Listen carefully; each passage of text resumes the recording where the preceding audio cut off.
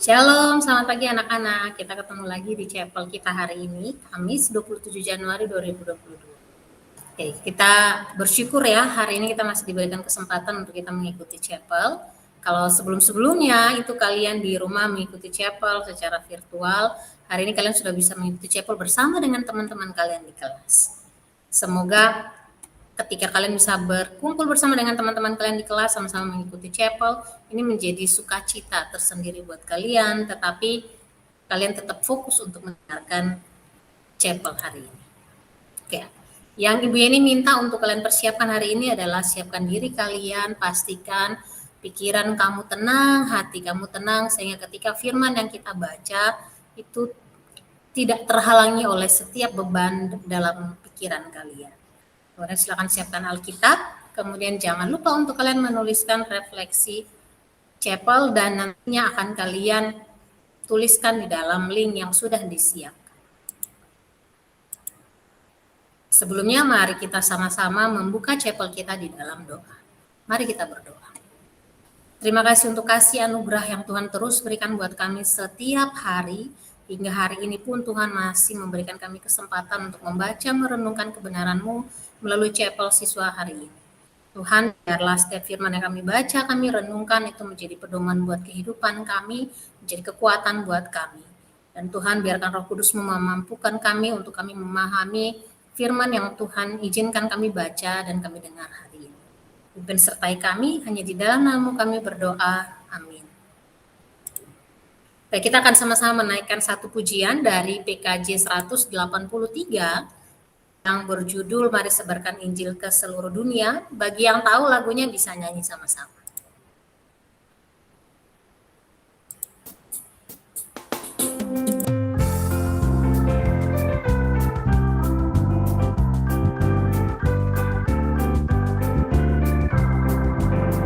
Mari sebarkan Injil ke seluruh dunia.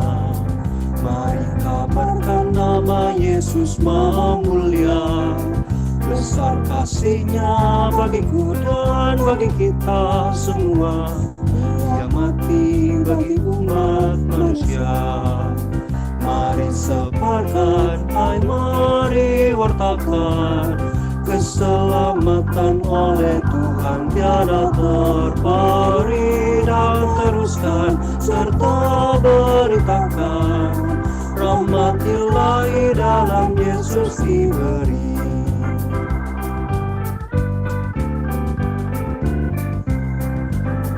Bukalah hatimu, mari terima Dia.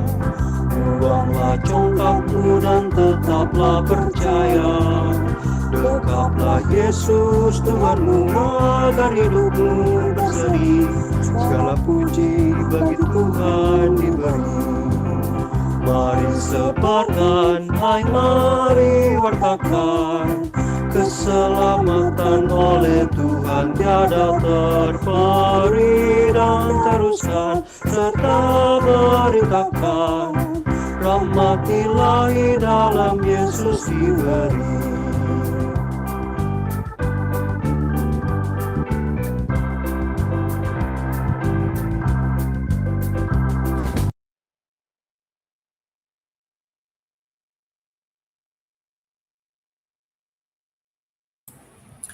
Oke, mari kita berdoa untuk kita sama-sama mendengarkan firman Tuhan.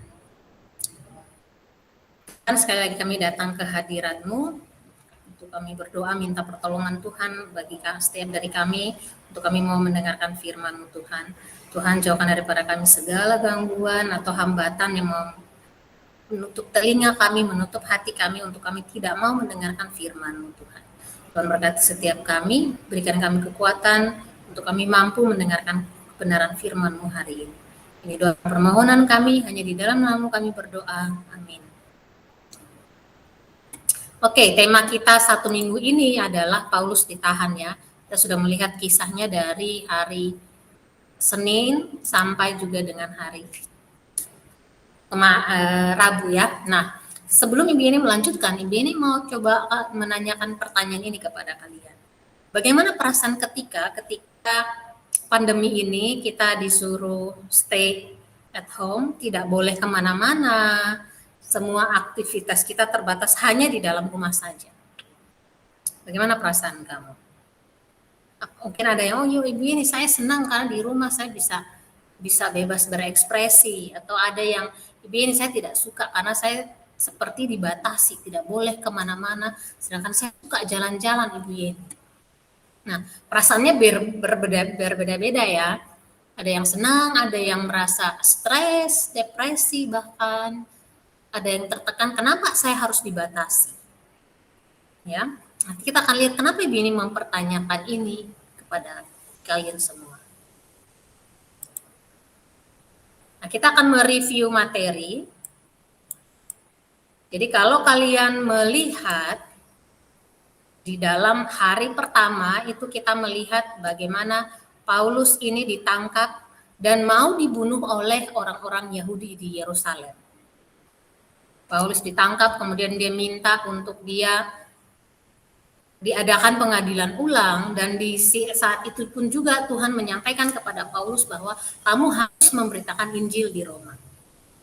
Sehingga ketika Paulus ini meminta pengadilan ulang, Tuhan menggerakkan hati para pejabat di situ sehingga akhirnya mereka mengutus Paulus untuk nantinya Paulus harus dipenjarakan atau ditahan di Roma. Ini bagian dari rencana Tuhan, karena Tuhan sudah menyampaikan kepada Paulus bahwa kamu akan memberitakan Injil di Roma. Kemudian hari kedua kita melihat bagaimana perjalanan Paulus dari Yerusalem ke Roma. Kita sudah melihat bagaimana diceritakan di Laut Mediterania itu bagaimana mereka mengalami badai, kapalnya hampir karam, bahkan mereka akhirnya terdampar di satu pulau kecil yang bernama Malta. Tapi ketika mereka menghadapi badai dan mereka terdampar di Malta ini, Paulus masih tetap memberitakan Injil. Dia menyembuhkan orang sakit di situ sehingga orang-orang di Malta percaya Kristus. Kalau kita di posisinya Paulus, saya sementara lagi ditahan, saya tahanan. Tetapi Paulus selalu melihat kesempatan di mana dia bisa memberitakan Injil, dia akan beritakan. Kemudian di hari ketiga, kita melihat bagaimana Paulus begitu sampai di Roma, ketika tadi mereka kapalnya karam dan dia terdampar di Malta, kemudian mereka dapat lagi melanjutkan perjalanan ke Roma. Nah, ketika sampai di Roma, Paulus tidak menunda untuk memberitakan Injil. Dan ketika dia sampai di Roma, dia tidak mencari orang untuk dia menceritakan keluh kesahnya dia. Dia tidak mencari orang untuk menceritakan bebannya dia. Dia tidak bilang bahwa saya hampir dibunuh di Yerusalem. Saya mau dibunuh di Yerusalem. Saya juga hampir mati tenggelam di badai di Laut Mediterania. Kemudian bahkan di Malta pun saya dipatuk ular beracun. Paulus tidak menceritakan itu semua kepada orang-orang yang ada di Roma. Tetapi Paulus malah memberitakan Injil. Dia tidak menyampaikan tentang dirinya, tetapi dia memberitakan tentang Kristus. Ini pribadi yang luar biasa. Kita di lockdown 1 minggu atau kita disuruh stay at home 1 minggu dan kita ketemu teman kita, pasti hal yang pertama kita ceritakan adalah bosan. 1 minggu di rumah, tidak buat apa-apa, tidak kemana-mana, sangat membosankan. Yang kita ceritakan adalah keluh kesah kita, beban kita kepada orang-orang. Beda dengan Paulus. Ketika sampai di Roma, dia tidak menunda untuk menyampaikan Injil, menyampaikan firman Tuhan. Pribadi yang luar biasa ya. Bahkan di tengah-tengah dia diperlakukan dengan tidak adil, bahkan di tengah-tengah dia lagi ditahan. Ini sementara dia jadikan tahanan rumah di Roma, tapi dia masih tetap untuk memberitakan Injil. Bahkan ada prajurit yang menjaga dia, tetapi itu tidak membuat dia gentar ataupun takut untuk memberitakan Injil. Hari ini kita akan melihat bersama-sama kelanjutan kisahnya dalam Filipi 1 ayat 12 sampai 18. Silakan masing-masing anak-anak mempersiapkannya dalam Filipi 1 ayat 12 sampai dengan 18. Jadi juga sudah siapkan di sini.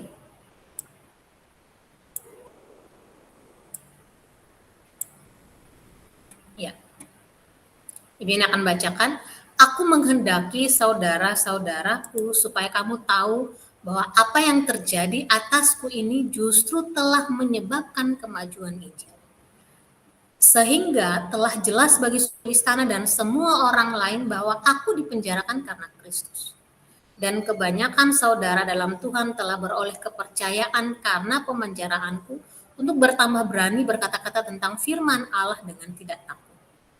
Ada orang yang memberitakan Kristus karena dengki dan perselisihan, tapi ada pula yang memberitakannya dengan maksud baik. Mereka ini memberitakan Kristus karena kasih, sebab mereka tahu bahwa aku ada di sini untuk membela Injil. Tetapi yang lain karena kepentingan sendiri dan dengan maksud yang tidak ikhlas, sangkanya dengan demikian mereka memperberat bebanku dalam penjara.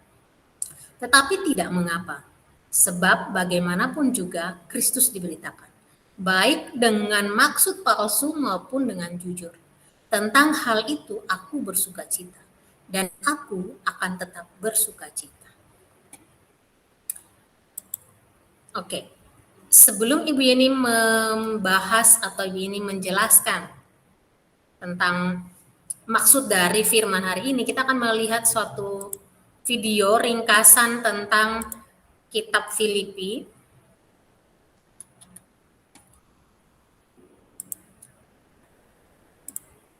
Kita tidak akan melihat keseluruhan isi videonya, kita hanya akan melihat sebagian yang menjadi bahan perenungan kita hari ini.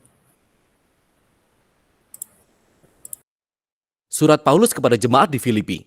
Gereja di Filipi adalah komunitas Yesus pertama yang dimulai oleh Paulus di Eropa Timur, dan kisah itu diceritakan dalam Kisah Para Rasul pasal 16. Filipi adalah sebuah koloni Romawi di Makedonia kuno. Tempat itu penuh dengan tentara pensiunan dan dikenal karena nasionalisme patriotiknya. Di sanalah Paulus menghadapi perlawanan saat dia mengabarkan Yesus sebagai Raja sejati dunia. Setelah Paulus pindah dari sana, mereka yang menjadi pengikut Yesus terus mengalami perlawanan dan bahkan penganiayaan. Namun mereka tetap menjadi komunitas yang hidup, setia kepada jalan Yesus. Paulus mengirim surat ini dari salah satu dari sekian banyak pemenjaraan yang dia alami. Dan untuk alasan yang sangat praktis, jemaat Filipi mengutus salah satu anggota mereka, Epafroditus, untuk memberikan persembahan kasih kepada Paulus untuk membantunya di penjara. Paulus mengirim surat ini kepada Epafroditus sebagai ungkapan terima kasih dan untuk melakukan lebih banyak lagi. Perancangan surat ini tidak mengembangkan hanya satu gagasan dari awal sampai akhir, seperti banyak surat Paulus lainnya. Sebaliknya, Paulus telah menyusun serangkaian renungan esai pendek atau gambaran-gambaran pendek.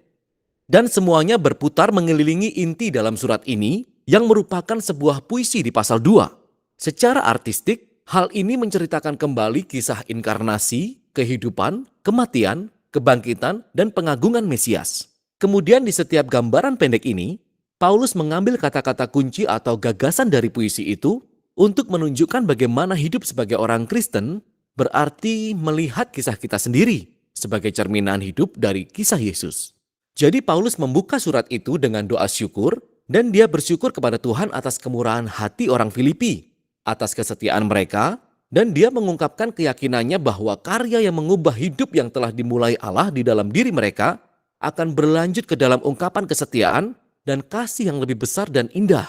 Paulus kemudian berfokus pada kekhawatiran mereka saat itu, yaitu statusnya di penjara. Berada di penjara Romawi sangat tidak menyenangkan. Tapi sebaliknya, ternyata ini menjadi hal yang baik untuk memajukan kabar baik tentang Yesus. Jadi semua penjaga Romawi, semua petugas administrasi tahu bahwa Paulus dipenjara karena memberitakan Yesus sebagai Tuhan yang telah bangkit. Dan pemenjaraannya telah mengilhami rasa percaya diri bagi orang-orang Kristen lainnya untuk berbicara tentang Yesus dengan lebih terbuka. Paulus optimis dia akan dibebaskan dari penjara, tapi kemungkinan dia bisa dihukum mati.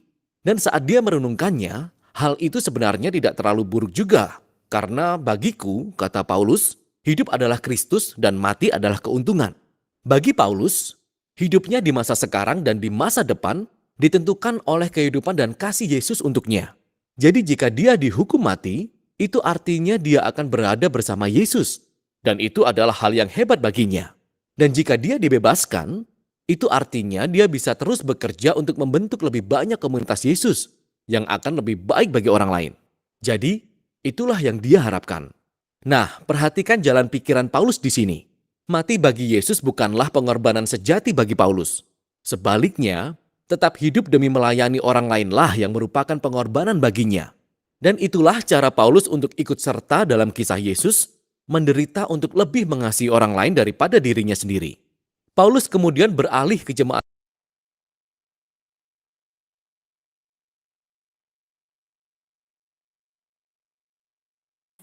Ya, jadi nanti ada yang mau penasaran di kelanjutannya seperti apa, bisa kalian lanjutkan di YouTube ya. Ya, jadi di situ kita melihat tentang Paulus. Bagaimana Paulus mengirimkan surat kepada jemaat di Filipi, kepada orang-orang Kristen di Filipi ini. Nah, Paulus ini pada saat mengirimkan surat kepada jemaat di Filipi, dia lagi sementara di penjara. Tapi satu hal yang baik dari Paulus ini adalah sekalipun dia di penjara, dia tetap melihat itu sebagai kesempatan untuk dia memberitakan Injil. Karena bagi Paulus, sekalipun dia terbelenggu, tetapi Injil tidak boleh terbelenggu. Sekalipun dia di penjara, Injil tidak boleh dipenjarakan. Tetapi yang kita alami sekarang dan bahkan yang kita lakukan sekarang adalah kita tidak terbelenggu seperti Paulus, kita tidak dipenjarakan seperti Paulus, tetapi firman Allah yang ada di dalam diri kita terbelenggu. Kenapa terbelenggu? Karena kita tidak membagikan atau tidak memberitakan firman Allah yang sudah kita dapatkan. Firman Allah yang Tuhan sudah taruh di setiap hati kita. Kita simpan itu, kita penjarakan itu untuk diri kita sendiri, tapi kita tidak memberitakan itu kepada orang-orang di sekeliling kita. Kemudian, kalau kita sama-sama melihat di dalam bacaan tadi Filipi tadi, di ayatnya yang ke-12, Paulus menyampaikan bahwa dengan dia di penjara justru terjadi kemajuan pemberitaan Injil. Kemajuan yang dimaksud di sini bukan sekedar Paulus tidak berfokus pada banyak orang yang ditobatkan, tapi Paulus berfokus kepada nama Kristus semakin dikenal. Bukan hanya kepada orang-orang percaya yang datang untuk mendengarkan tentang firman Allah, mendengarkan tentang kabar keselamatan ini, tetapi bahkan prajurit yang secara bergantian menjaga Paulus pada saat itu pun mendengar pemberitaan firman Tuhan yang disampaikan oleh Paulus kepada orang-orang Kristen. Ya, bahkan penjaga-penjaga prajurit-prajurit pun akhirnya mendengar. Nah, kehidupan Paulus ini dia bukan hanya memberitakan Injil secara verbal, tetapi teladan hidup Paulus ketika dia menghadapi masalah, ketika dia dipenjarakan, itu pun menjadi suatu pemberitaan yang besar karena orang-orang melihat bagaimana sikap Paulus, sikap hati Paulus ketika dia dipenjarakan tidak membuat dia untuk gentar sekalipun dalam dia memberitakan firman Tuhan. Sehingga Injil-Injil ini mampu menembus tembok-tembok istana kekaisaran Roma pada saat itu. Kalian bayangkan seorang tahanan mampu memberitakan Injil bahkan sampai menembus tembok-tembok istana kekaisaran.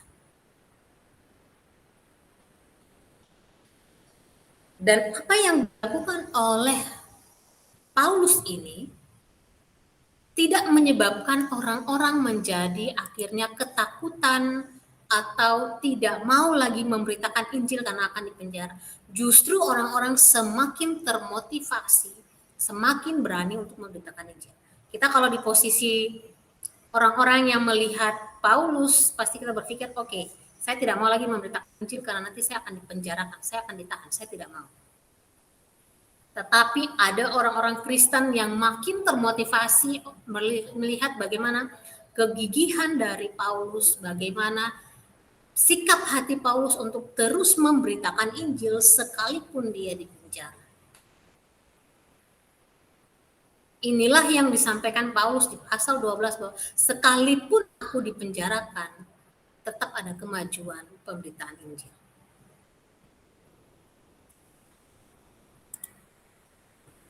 Nah, yang menjadi perdebatan di sini adalah banyak yang kita mungkin berpikir bagaimana mungkin secara pemikiran manusia Paulus yang dipenjara masih bisa memberitakan Injil. Hal-hal yang mungkin tidak masuk logika kita, tetapi ingat apa yang Tuhan lakukan itu di luar dari pemikiran kita. Jangan membatasi pergerakan Tuhan dengan pemikiran dan otak kita yang terbatas.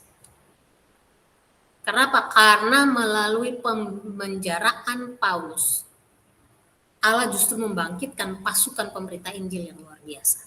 Orang-orang yang melihat teladan hidup Paulus, orang-orang yang mendengarkan pemberitaan Injil Paulus, malah makin termotivasi untuk mereka memberitakan Injil. Dari satu orang pemberita Injil yang dipenjara.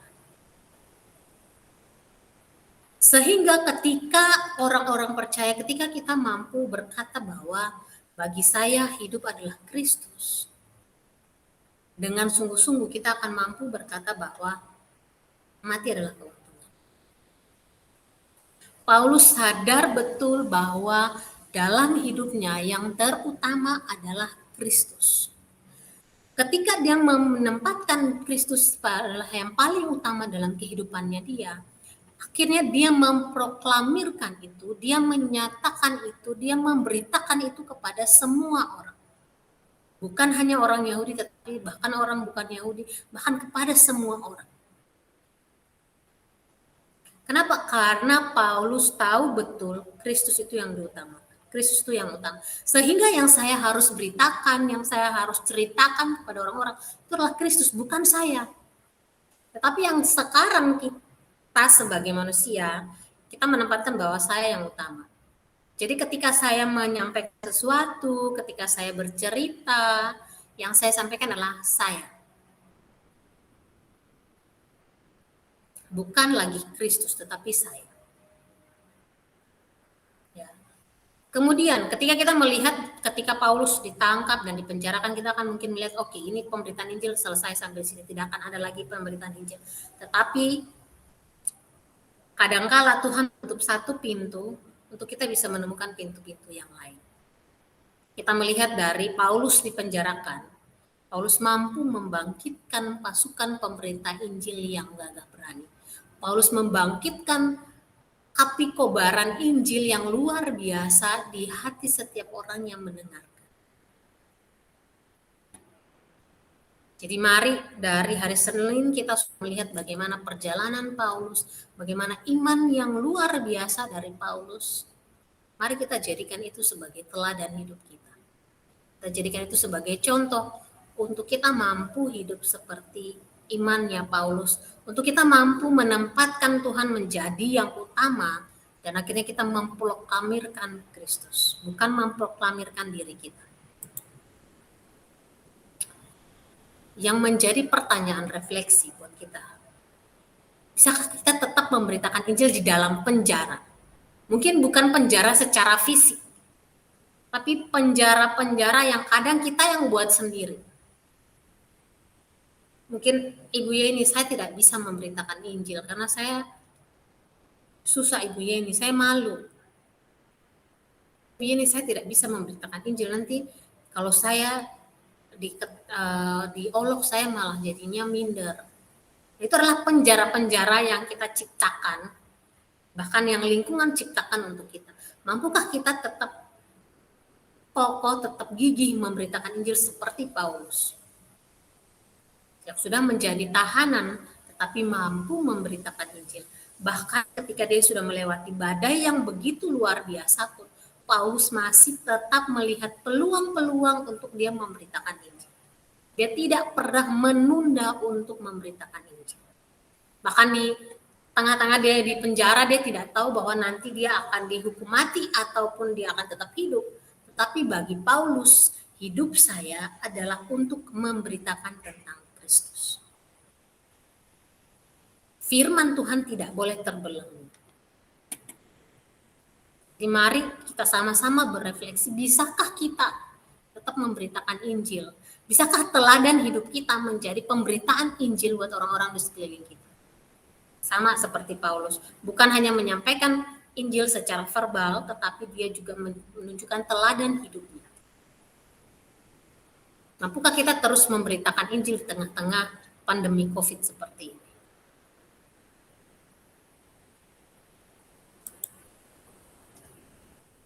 Kemudian kesimpulan yang bisa kita ambil. Yang pertama, mari kita terus memberitakan Injil kapanpun, dimanapun, dan dalam situasi apapun. Tidak perlu kamu membuat KKR, tapi ketika kamu mendapatkan kesempatan untuk kamu bisa memberitakan Injil, pakai itu untuk kamu memberitakan Injil. Caranya sederhana, kamu bisa pakai untuk kamu mengingatkan temanmu yang melakukan kesalahan, atau kamu mengingatkan temanmu yang tidak melakukan hal yang benar. Di situ kamu bisa pakai sebagai cara kamu untuk memberitakan firman Tuhan. Hal-hal sederhana bisa kamu lakukan. Ketika kamu melihat teman kamu maki dan kamu tahu itu tidak benar, kamu bisa mengingatkan dia.